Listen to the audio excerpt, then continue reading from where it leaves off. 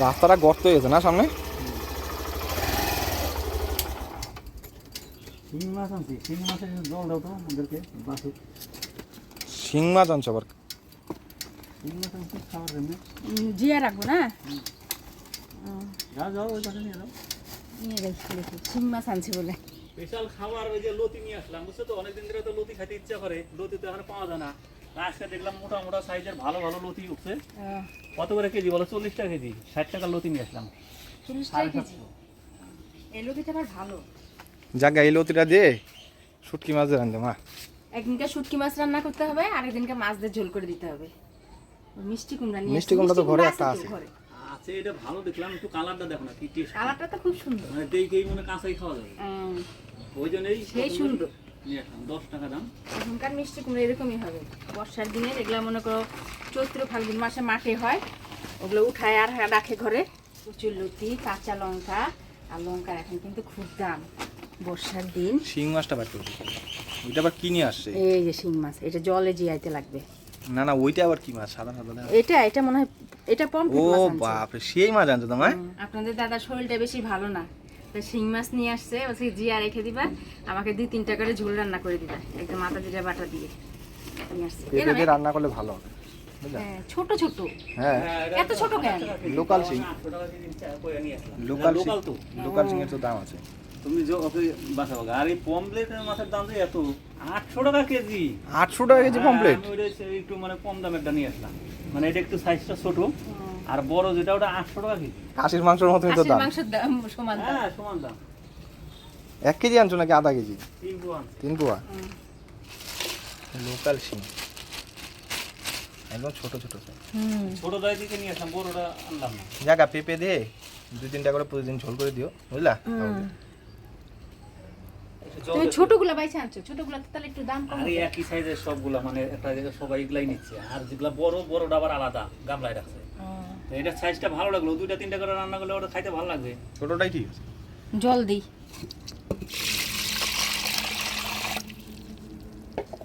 একটা মরে গেছে তো, বুঝি কোনটা? ওই একটা মরে গেছে। হ্যাঁ, ছোট্ট একটা মরে গেছে। হয়তো ওটা ওই যে 2-3টা আজকে একটু ঝোল করে দিও, যেগুলো আদা মারা হয়েছে, বুঝলা? হ্যাঁ, আর কয়েকটা ভালো করে পরে হাঁড়িতে জিয়া রেখে। জিয়া রেখে দেবো। দেখি মাছটা এটা কত করে নিছে বললা বাবু? এইটা তো 400 টাকা কেজি নিছে, মানে এটা ওইটা মাছ আর এটা মাছ, মানে এটার ওটার একটা আর এটা 2টা সমান। এটা ছোট সাইজ, মানে ওটা তাহলে একটাই 1 পোয়া হয়ে যাবে। একটা, হ্যাঁ, এটা ছোটটা 400 টাকা কেজিটা। ভালোই আছে। আর যেটা 800 টাকা কেজি ওটা মনে হয় 2টা দিয়ে একটা হবে। আমি ভাবছি এইটাই 800 টাকা কেজি। না, এটা তো ভালো আছে, সাইজটা ঠিকই আছে। সাইজ মাছ একই, কিন্তু মানে তোমার মাছের সাইজটা ছোট। ফুলকাগুলো একদম লাল। 1, 2, 3, 4, 5, 6, 7, 8, 9, 10টা আছে। 11টা 11টা 11টা কি? যাই হোক, এতগুলা তো রান্না তোমার লাভ নাই। না। 5টা রান্না করো। 5টা রান্না করবো না? 5টা রান্না করো, আর বাকিগুলো রাইখে দাও। আপনাদের তো বলাই হলো না যে আজকে কি রান্না করব। আজকে রান্না করব পমফ্রেট মাছ দিয়ে সরষা পোস্ত দিয়ে বাটি ভাপা, আর সাথে করব ওই যে ওর বাবু মিষ্টি কুমড়া নিয়ে আসছে, মিষ্টি কুমড়া দিয়ে বটি করব।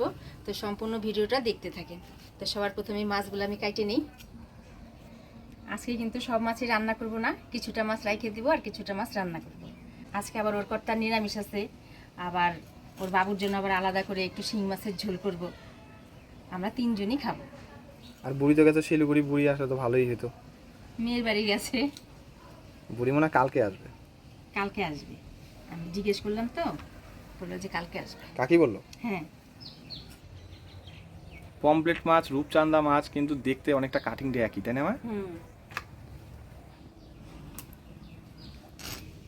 আমার মনে হয় কি এই মাছগুলো না কেচি দিয়েই কাটা যাবে। হ্যাঁ, এখন তো কেচি দিয়েও কাটে মাছ। এখন চিংড়ি মাছ, তারপরে হচ্ছে যে সমস্ত মাছ কেচি দিয়ে কাটে। কেচি দিয়ে কাটলেই মনে হয় সুবিধা হবে আমার মনে হয়। যারা কাটতে পারে তাদের সব বটি দিয়েই কাটতে সুবিধা হয়।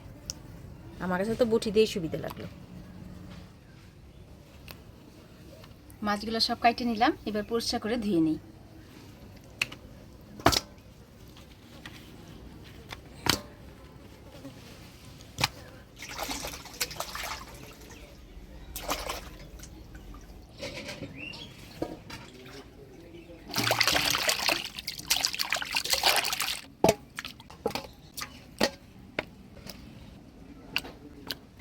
মাছ ধোয়া হয়ে গেল, চলো এবার রান্না করে যাই।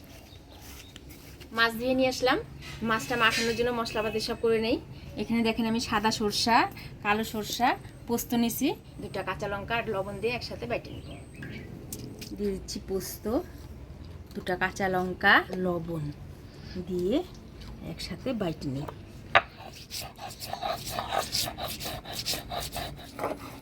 সরষাটা খুব ঝাঁজ আছে গো মা, এদিক দিয়ে নাক জ্বলা শুরু হয়ে গেছে। নাক জ্বালা শুরু হয়েছে।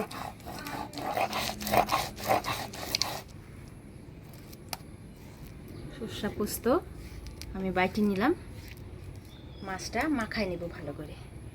5 পিস মাছ নিছি, এবার এটা হলুদ লবণ দিয়ে মাখাই নেব। হলুদ লবণ মাছটা মাখাই নিই হলুদ লবণ দিয়ে ভালো করে।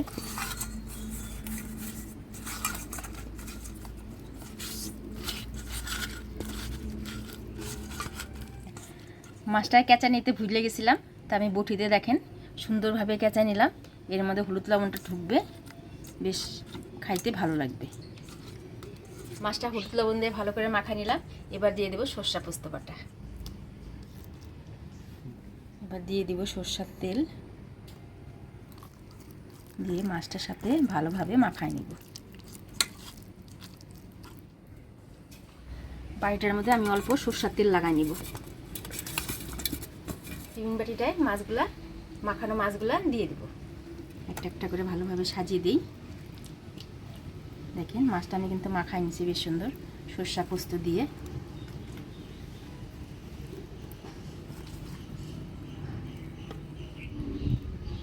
বাকি বাটাগুলা এর উপর দিয়ে দিই। কাটি ধোয়া জল দিয়ে দেবো, 4টা কাঁচা লঙ্কা, অল্প উপর দিয়ে সরষার তেল, বাটিটা ঢাকা দিয়ে দিলাম, ভালো করে ঢাকা দিয়ে দিলাম। এবার এই বাটিটা উনানে গরম জল বসাই দিব, কড়াইয়ের মধ্যে দিয়ে বসিয়ে দেব। এবার বাটি বসাই দিব,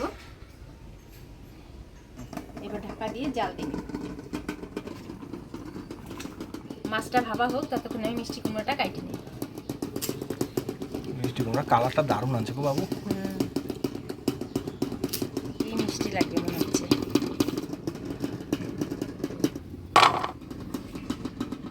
15 মিনিটের মতো আমি হালকা আছে জাল দিয়ে নিলাম। এবার নামিয়ে রাখবো কড়াই ধরেই। এবার 5 মিনিটের মতো থাকুক। এদিকে আমি মিষ্টি কুমড়া বটিটা নামিয়ে নিই। উনে দেবো শুকনো লঙ্কা, কালো জিরা। এবার কাটে রাখা মিষ্টি কুমড়া দিয়ে দেব।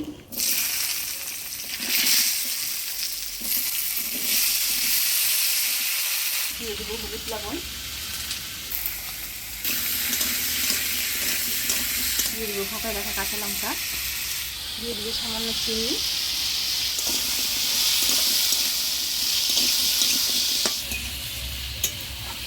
চিনি দিয়ে ভালো করে নাড়াচাড়া করে নিলাম। এবার ঢাকা দিয়ে দেবো। ভাপাটা দেখি কেমন হয়েছে।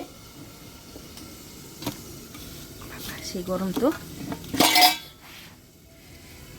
দেখেন, ও দারুণ সেন্ট হয়েছে। হ্যাঁ সেন্ট তো দারুণ হয়েছে। লঙ্কাগুলোও সিদ্ধ হয়ে গেছে, দেখি একটা।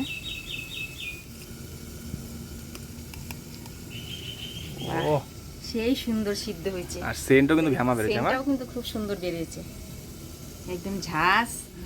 বটিটা হোক, তারপরে গরম ভাতে খাওয়া দাওয়া হোক। হয়ে গেলে মিষ্টি কুমড়া বটি এবার নামিয়ে নেব। মিষ্টি কুমড়া বটি হলে আমার আর কিছু লাগে না, সেই ভালো লাগে আমার মিষ্টি কুমড়া বটি। হচ্ছে শিং মাছের ঝোল, পেঁপে দিয়ে পাতলা পাতলা ঝোল।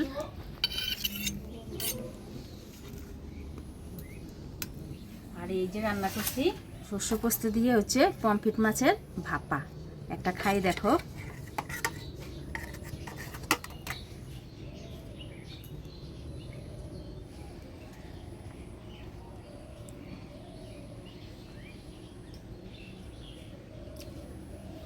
মিষ্টি কুমড়া কালারটা দেখে আনলাম। তাই মিষ্টি আছে নাকি? তাই বলে মিষ্টি মিষ্টি আছে। আমি একটু সামান্য চিনি দিচ্ছি, সমস্যা আমাদের একটু চিনি না দিলে ভালো লাগে না। ইলিশ উঠে নাই বাজারে?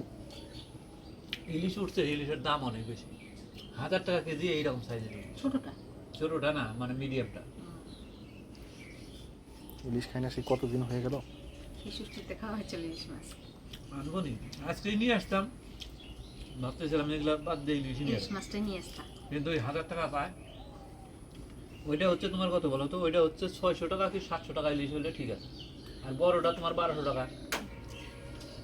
আনবো নি, একদিন নিয়ে আসবো বটিটা। বলেছি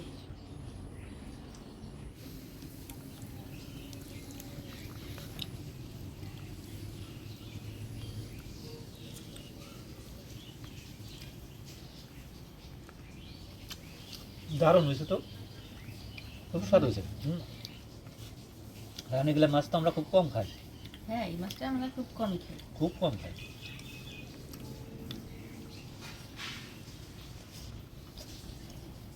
দারুণ হয়েছে। মাছটা খুব সুন্দর সিদ্ধ হয়েছে না?